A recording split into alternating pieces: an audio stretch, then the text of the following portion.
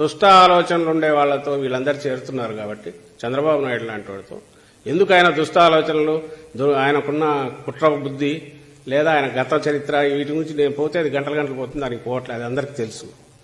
నేను ఇంతకుముందు అన్నదంటూ కూడా ఉంది, ఆయనకు అధికారంలోకి రావడం తప్ప అది పవన్ కళ్యాణ్ బాధ్యత, చిరంజీవి బాధ్యత, మోడీ బాధ్యత, పురంధేశ్వరి బాధ్యత అని ఆయన అనుకుంటుంటాడు. ఇట్లా అనుకున్నట్టే అన్నాడు, ఆయన కూడా దాంట్లో చేరినాడు, మంచిది. వేరే మేము ప్రజలు మాతో ఉంటేనే మేము అధికారంలోకి రాగలం, కాబట్టి ప్రజలతో ఎట్లా ఉంచుకోవాలని మేము ఆలోచిస్తున్నాం జగన్మోహన్ రెడ్డి గారు. అలాంటి దుర్మార్గపు ఆలోచనలో ఉండే వాళ్ళందరినీ పంచతంత్రంలో క్యారెక్టర్స్లో ఇవన్నీ ఉంటాయి, రకరకాల గుంటనక్కలు, తోడేళ్లు, ఇవన్నీ. వీళ్ళందరూ గుంటనక్కలని నేను గుంటనక్కలు అన్నట్ల స్వభావ రీత్యా అలాంటి వాళ్ళందరూ ఒక దగ్గర, అంటే చంద్రబాబు నాయుడు గారు అలాంటి వాళ్ళందరినీ చేర్చుకుంటున్నారు.